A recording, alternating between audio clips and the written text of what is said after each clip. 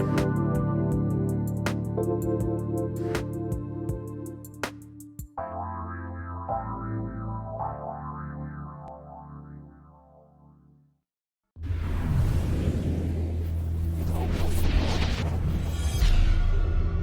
everybody, and welcome to Shades of Spirit. I am psychic medium Jaime. Spiritwalker Nicole, good morning. And we are going to discuss a fun topic today that a lot of us have questions that surround, and that's dreams. So we were just talking before we went on air, and I am one who generally does not remember my dreams. It's interesting because I was talking to our producer, Olivia, and I'm like, yeah, usually when I go to sleep, I turn it all off. Now, I know I'm doing things in dream states and I'm astral traveling and I'm learning my lessons in spirit, but I don't remember the majority of them coming up and out of them.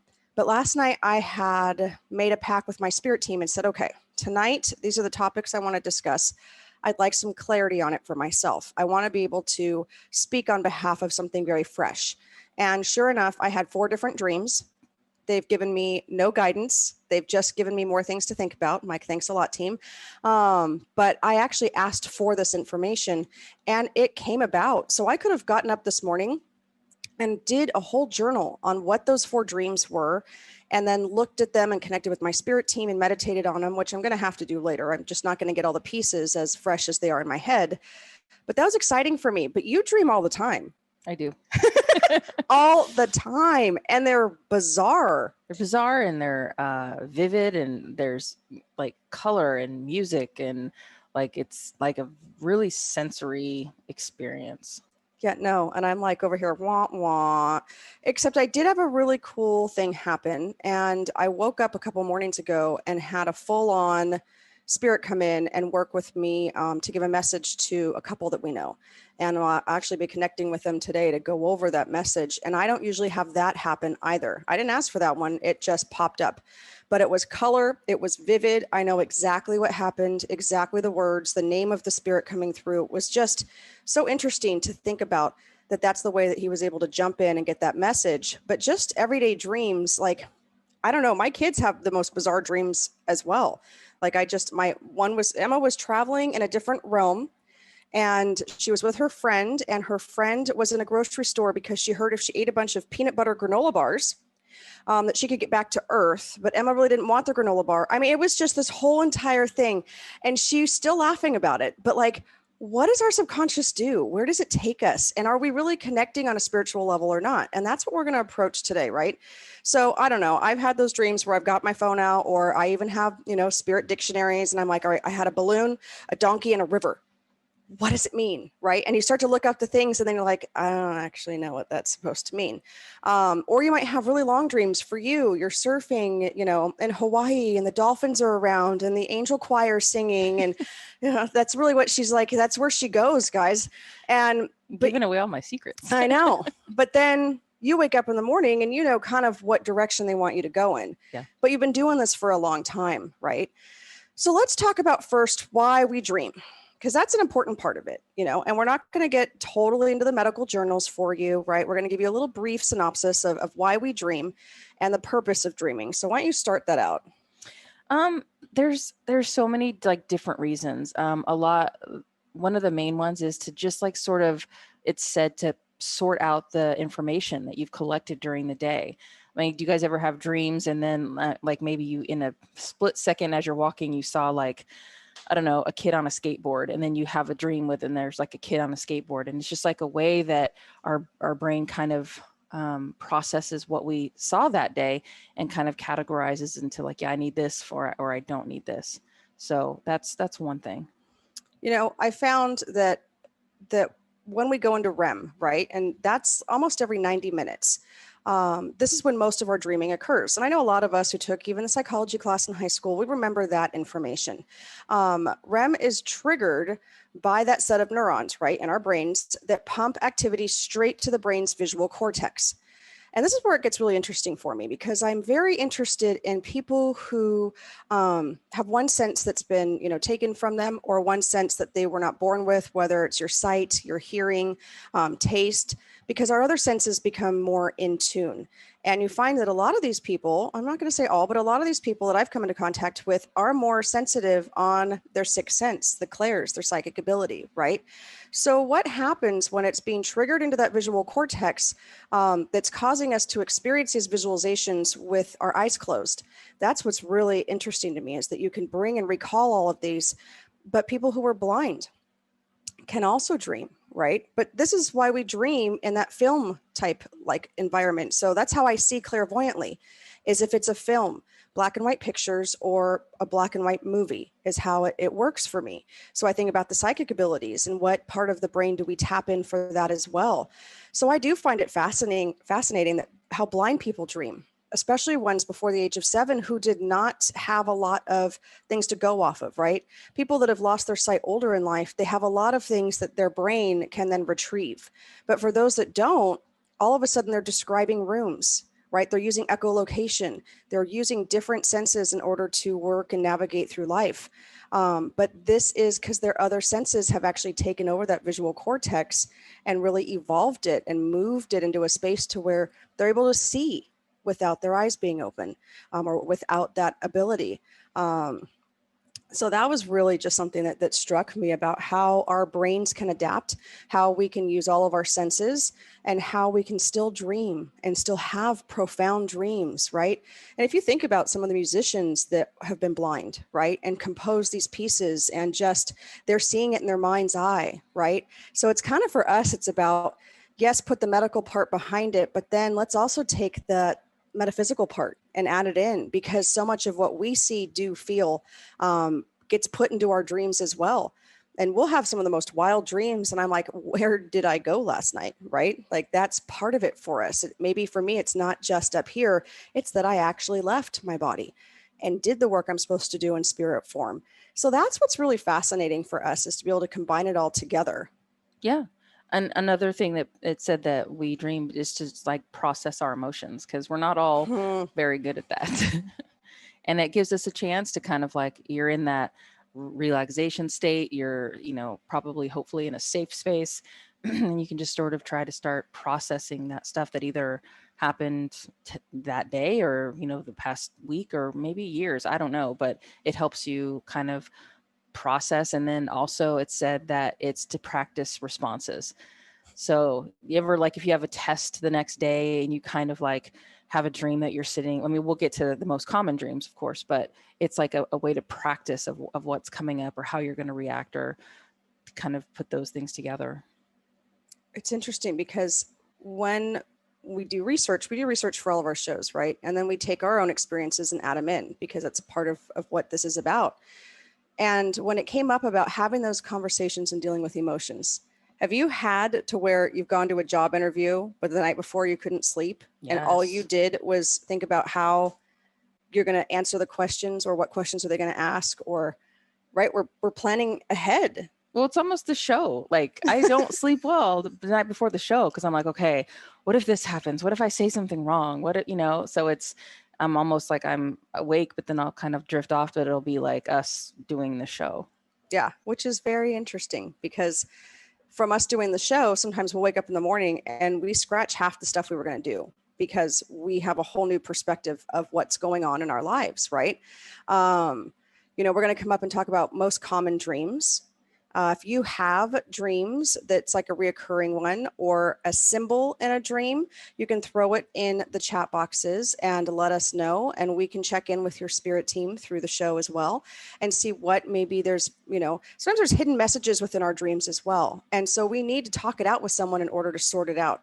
So you can give us a call at 1-800-930-2819. But yeah, when we get back from break, I want to really get into most common dreams, because you guys are going to start to see how they can relate. And you guys aren't the only ones having these dreams, and why are we having these dreams? And we're going to talk to spirit and connect with them on why we're going through these things, in order for us to heal, in order for us to be able to have that self-expression. So have you ever woken up where you feel like your throat's tight? Yes. Yep.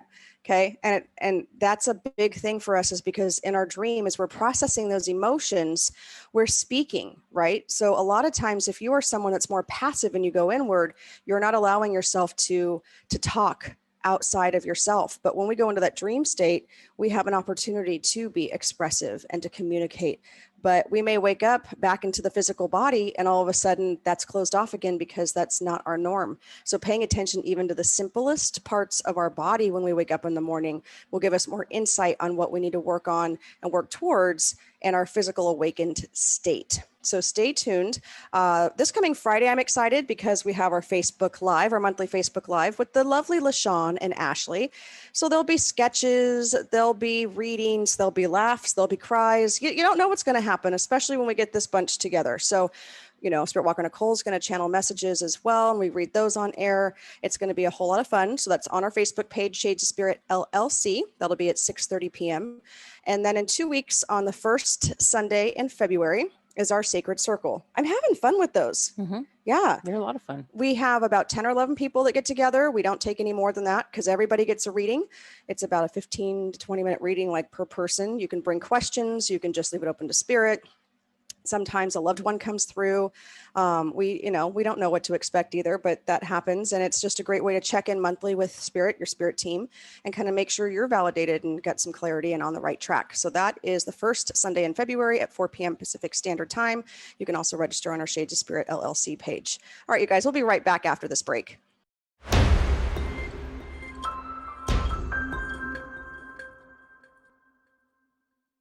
Hello and welcome back, everybody. I'm Psychic Medium Jaime. Spiritwalker Nicole. Shades of Spirit today is talking about dream interpretation, how dreams work, and how we can really link them to the spirit communication and the spirit messages as well. So we've talked a bit about just, some basic stuff about why we dream. It's our brain's way of processing and our subconscious mind, how we go through that REM sleep about every 90 minutes. So we're constantly coming back into a state of being able to dream. My dreams, I had about 4, which probably meant that I hit that REM sleep close to 4 times last night. If the dog didn't wake me up at 3, who knows what have happened. But no, it's really about, understanding kind of the basic principles of it. And now let's take it to that spiritual level as well and try and understand what's going on and what are they trying to tell us and what are these messages or signs and symbols that we have. But what's funny is that, a lot of us will share a lot of the most common dreams that we've had. So we made a list and we're going to talk about each one of them and let us know if you're having those dreams as well, because it's kind of cool to see if you figured out why you're having that. So what's your first one on your list? Being chased. So I like this one because I don't know if there's anybody that's ever not had a dream like this, but it generally means that you're trying to avoid something in your life, whether it be your daily life or like just something. There's something that is chasing you, something that is following you. And it might also be like a desire to escape your fears or something else that you want, whatever it is, and it's just chasing you. It's really important to kind of pay attention to what is chasing you. It's said that if it's an animal, it's kind of like that raw, like passion side of you that you can't control or whatever it is. And so that's kind of like usually an animal will come into that. It's also important to pay attention to if you know the person. If it's a person, do you know them? Do you not know them? Can you describe them? And that's if something you should really keen in on, and it might answer a lot of your questions. I like that. And if it's that raw passion, you're opening up your sacral chakra and your root chakra. So there you go. For me, you know what? My number one dream that I can recall the most, a reoccurring one, is losing teeth. Now, how many of you have had those? Sometimes they are triggered. I mean, I've got 3 kiddos by them losing their teeth, right? But sometimes not.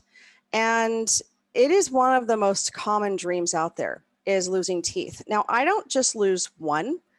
I will spit teeth out in my hand. And it's like I'm a shark, because it's almost like they keep regenerating, and then I spit them back out in my hand. And I'm so concerned about why it's doing that. And it's, I'm not going to get super graphic, but it's gross. Like, there is blood in my hand. And I'm like, what is going on? Why am I losing all of these teeth? Sometimes for that, we are worried about our attractiveness, right? Or our appearance. Sometimes you're concerned about your ability to communicate, or you said something embarrassing, or you said something and you wish you could take it back, right? Well, if we don't have teeth, we don't have a tongue. We're not able to communicate that, right? So it's almost like we're silencing ourselves. Losing our personal power is also one of those as well. For me, I will wake up in the morning and like click my, do I have all of my teeth left? But for me, I know that's about expression. I don't have them nearly as much anymore, which has been fantastic. I'd have to say, over the past year and a half, 2 years of doing a lot of processing, owning who I am from the inside out, allowing myself to speak freely and to speak clearly, and to have those moments to where I'm no longer like, oh, maybe I shouldn't have said that, because I'm thinking before I'm reacting. That dream has stopped. And I just kind of put those pieces together. Like, I've done a lot of that inner work in order for that dream, that symbol, that sign to go away. Because for me, that was the worst possible one. I mean, you're just like, oh, here's my teeth, right? And you couldn't figure out why. And I was always alone and it was dark. And that makes a lot of sense because I would go inward so often and not communicate and express. So that was a big one for me. What else do you have? Falling. Usually from great heights, but a lot of people, I think they said when in our research, this was the number one most common dream. And it's a sign that something in your life isn't going well. And it's also could be a symbol of fear. And so if you find yourself falling in your dreams a lot, that's what's going on. I love that. Naked in public. Yeah.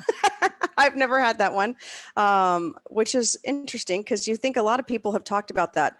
Or if you're standing and giving a speech, right? Even when you're in class and your teachers are like, now picture everyone in their underwear. That was way back when. I don't think they do that anymore. That's really not kosher. But it is afraid of revealing your imperfections, revealing your shortcomings, right? Your vulnerability is a big one when it comes down to being naked in public. What else? Taking a test. That's a big one. Yeah.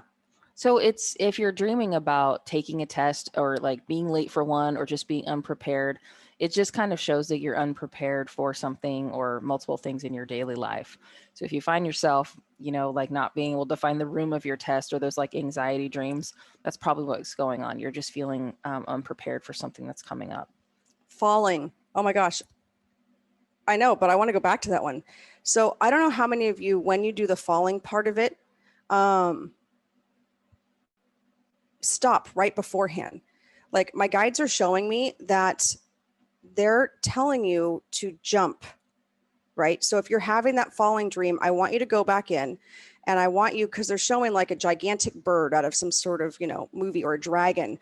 I want you to ask for that to come in. If you have reoccurring falling dreams, ask for them to be able to catch you as you're falling and take you where you need to go. Because what's happening is that you're getting the opportunity to experience that freedom and to go out, and yet you stop short just to the ground because your safety net hit, and they want you to start soaring. So I don't know who's listening that's having this thought right now, but all of a sudden they were like, hey, remind them to now ask to be taken, right? It's move falling into flying. So if you have constant falling dreams, ask them now to bring you into a state of flying. Let you do it or have assistance with it, and to be taken to the place that you are needing to go to in your subconscious.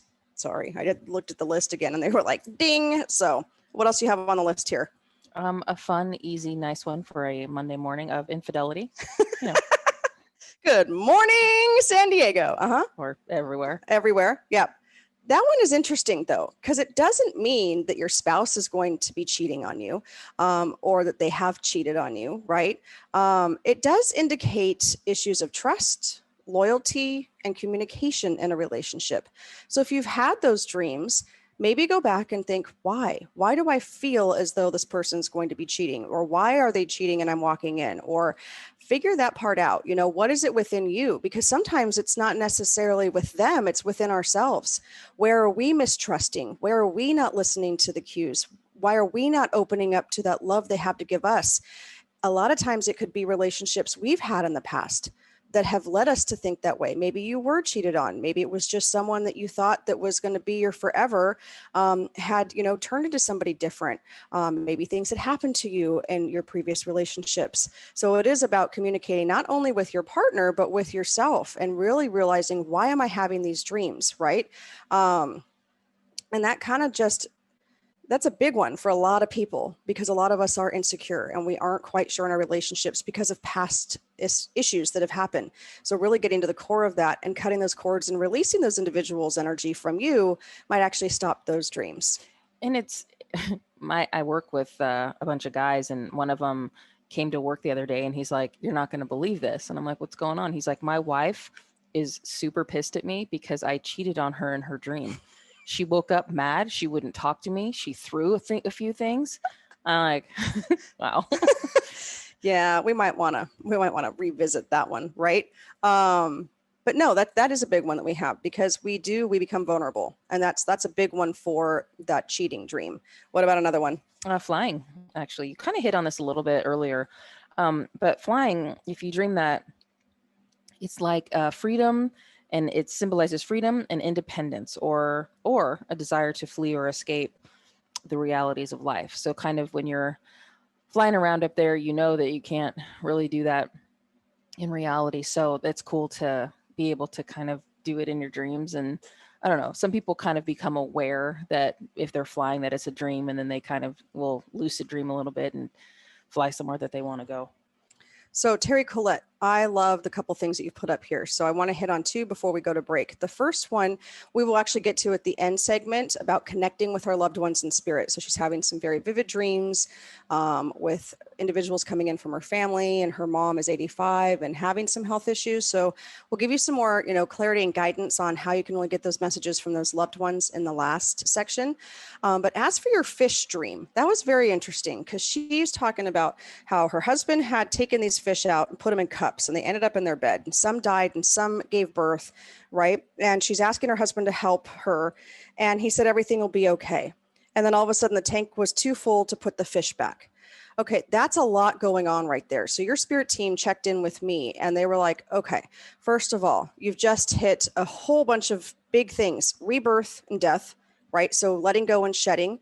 It's about weeding out those individuals in your life that are not serving your highest and best. The ones that did pass, those fish, those are representations of energies around you, meaning people in your collective whole, maybe people in your inner circle that need to kind of I'm not going to say go away forever, but be shifted out for you, and allow that rebirth of those fish that were, birthing babies in your bed is a very big element of new things to come, new individuals to come, fresh energy for you. You are in a transition state, and I feel like it's been quite some time, and you're like, I'm ready to do this now. And yet asking for help and hearing that everything's going to be okay leads us to have to do that within ourselves. And so you're going to have to go inward, and you're really going to have to do some of this work of letting go and starting to feel that freedom and bringing yourself back up energetically to start bringing in who needs to be with you, and you need to be with them at a higher vibration in order to continue moving forward in this transition. So we're going to go to break here. We have a numerology class coming up. We also have a release and intentions workshop coming up in February, so you can check out our Facebook page for those as well. You can also check us out on Transformation Talk Radio to hear any of our previous episodes and see all the cool things they do as well. So we will catch you right after this break.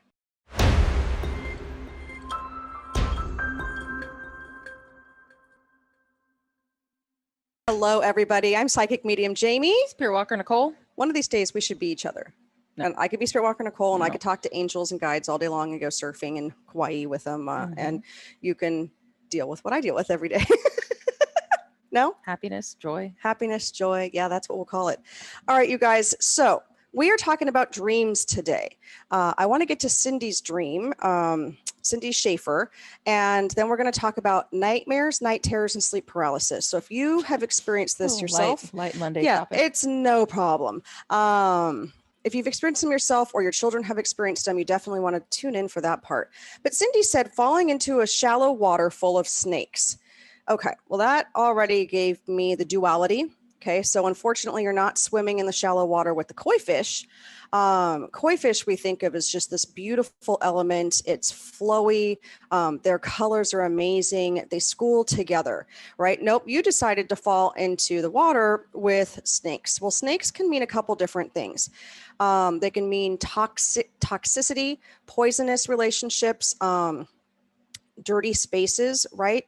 Or they can mean healing.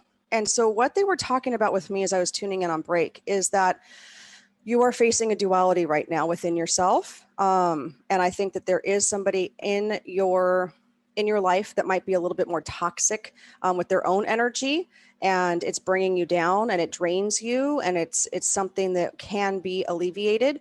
They're putting you in this element because it's for you to decide. Are you going to take the toxic side of the snake, the poisonous side of the snake? Or if you are bit by the snake, will you take it in as healing serum, right? And allow yourself to be able to start to heal from the inside out.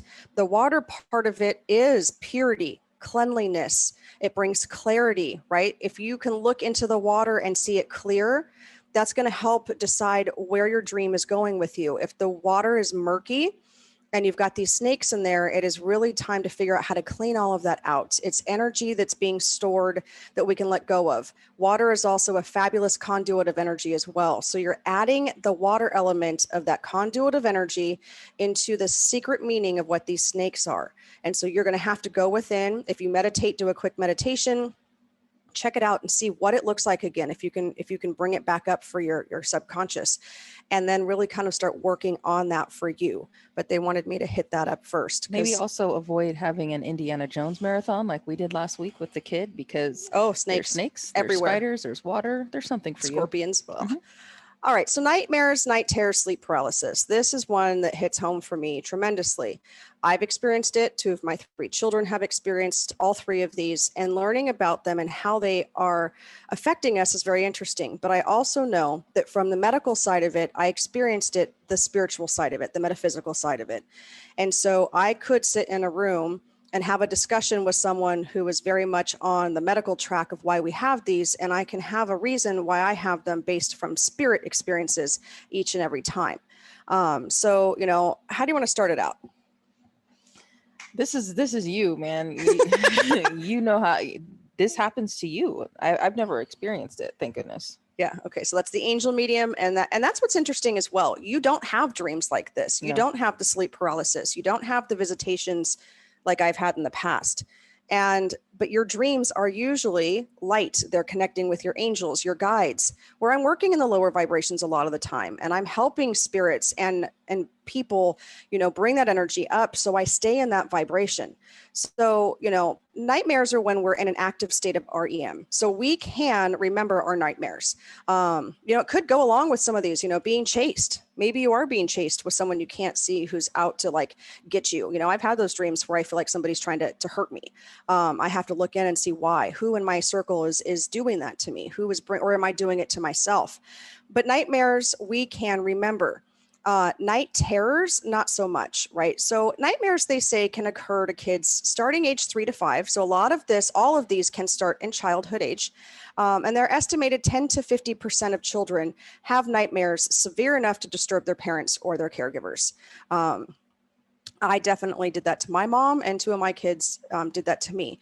But nightmares were not our thing. It was the night terrors. And let me tell you, when I first experienced this with my oldest, she was about 2. Both kids were 2 when this started. And I realized from them that that's exactly how I felt, what I was going through. And I could start to recall the situations that caused me to go into that night terror. They're less common. The ages vary, right? And we really don't understand how they work still, right? They're not sure what the percentages are. You look at one article, it says one thing, and another one, another thing. They're a little less common. So they don't know how that's affecting your brain either, because it's not in that active sleep state. When spirit energy comes around for me, it causes that night terror to kick in for me. I have not had one of these. I've knocked on wood probably in 3 years. But I was having them regularly as a child. And I could remember sitting up when I finally came out of it and having an energy standing at the foot of my bed.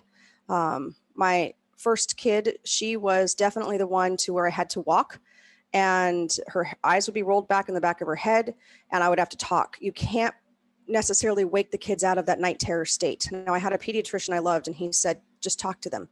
Don't bring them out of that state. And they will slowly just start to kind of melt, if you will, and they won't remember it in the morning. And sure enough, they don't.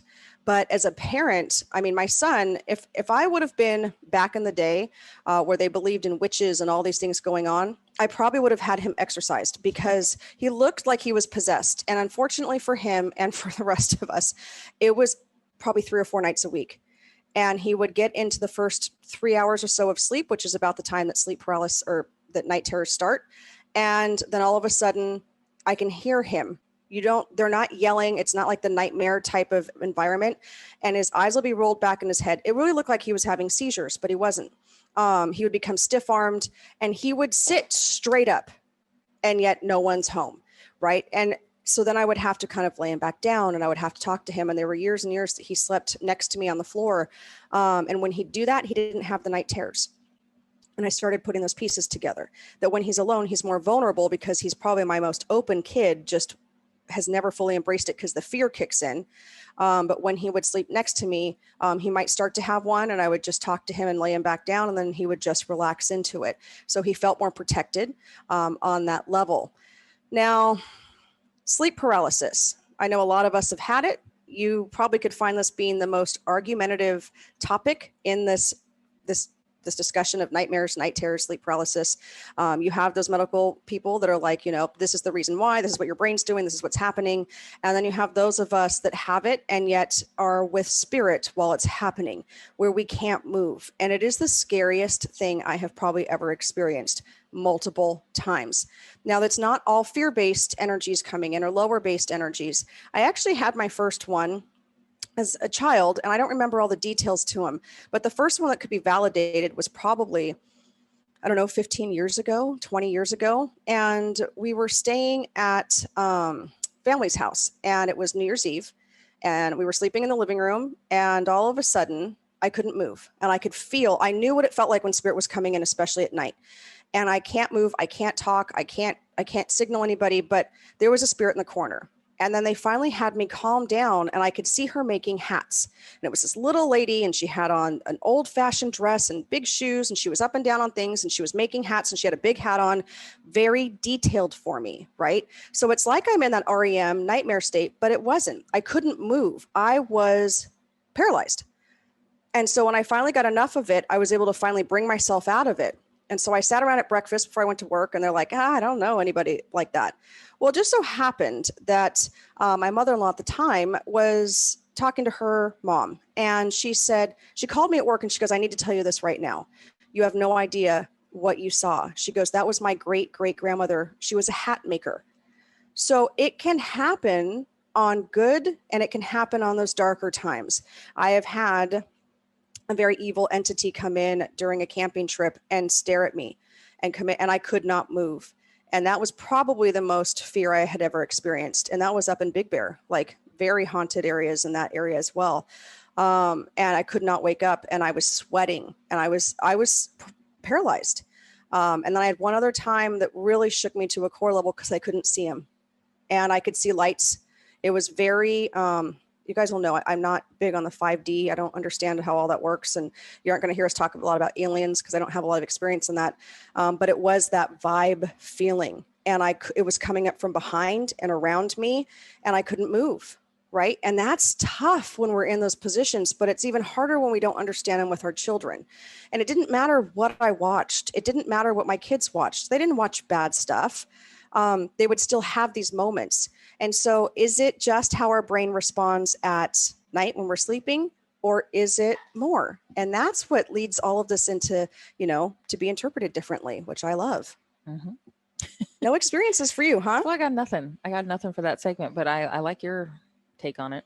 Well, it's different. That's all it is like, how many of you have had those experiences or your kids and are looking for more answers? I think there's more out there. At least I know for me, there is, and I'm able to explain it with my children.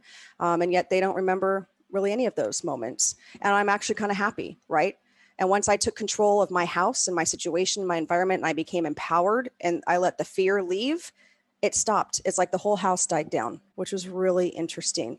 March, we're going to have an Angels Around Us workshop. So that'll be March 20th at 11 a.m. That is on our Facebook page. Spiritwalker Nicole will be taking us through all sorts of different levels of angels, phylums, ones that we've never heard of. So I would definitely join us on that.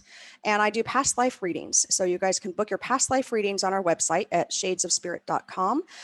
It's a really good way to start moving energy out and understanding why certain things are happening in your life right now, and be able to cut cords and move forward. So let's take a break, and then we're going to get into psychic messages and dreams. See you after these messages.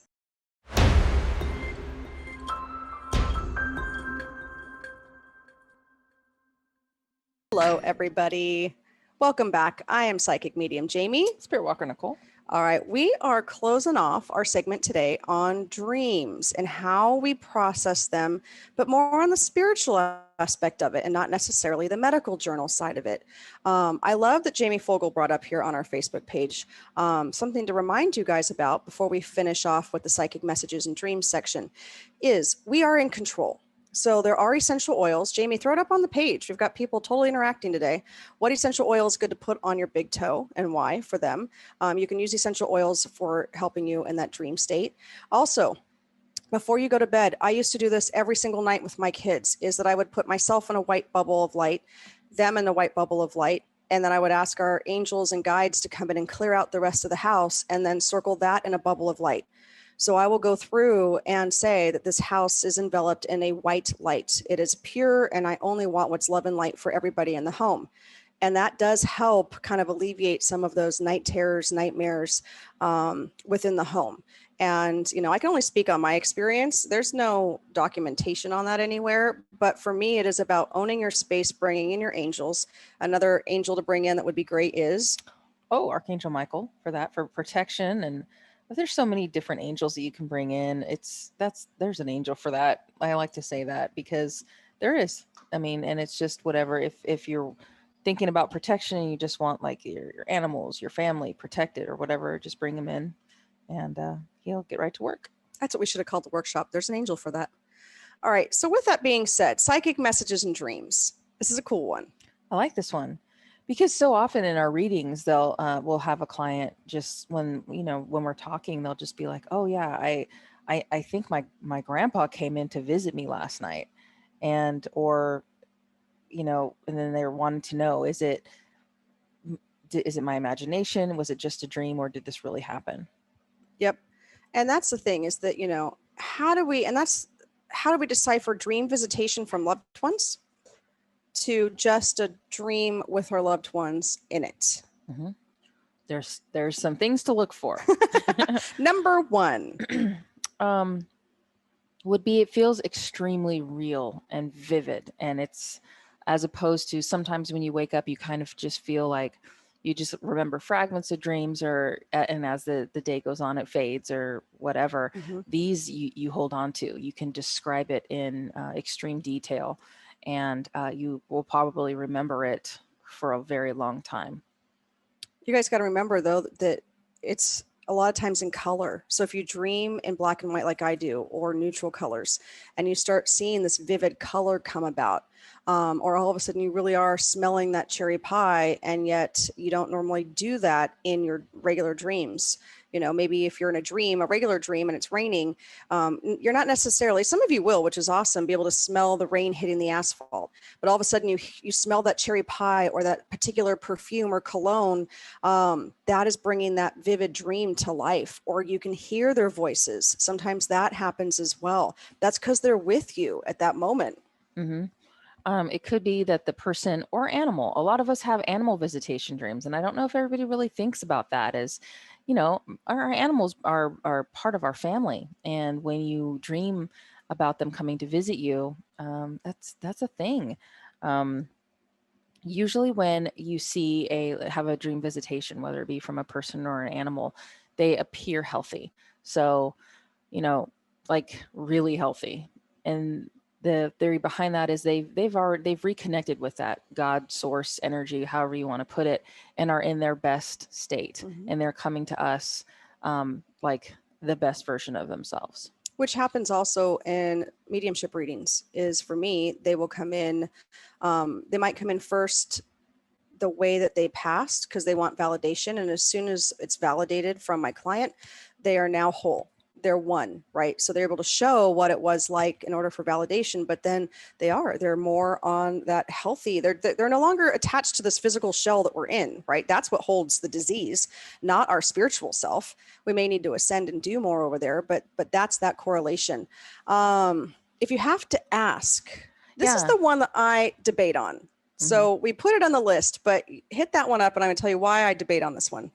It's basically the thought is, if you have to ask if it was a visitation dream, it probably wasn't. And I don't like this one either, but it was in our research. But they're saying generally you just know, like it's so clear and obvious that you're like, oh, absolutely, I know my grandpa came, I know my mom came, because of that detail and that vividness. And if you're kind of like, I don't know, I kind of remember, then it's said that no, it probably wasn't a visitation dream because you don't have that definitive memory or experience. Right. So that's the one where, we give you the information though. We don't want to hide stuff because it's only based on what Spiritwalker Nicole and I believe, but I don't really believe that either. I believe that visitation dreams can come in any forms or sizes or shapes. And that if you really feel as though they're there and they're giving you messages, but it's not vivid color, or it's not, this profound experience, or all of a sudden you're hearing everyone's voices, it still can be a visitation dream, right? They can still be coming in.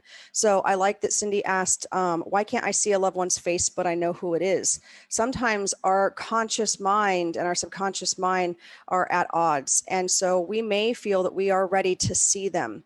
And yet, if we do see them, it might bring up emotions and stuff. And so our team and everybody's working together to help us kind of build that relationship with them.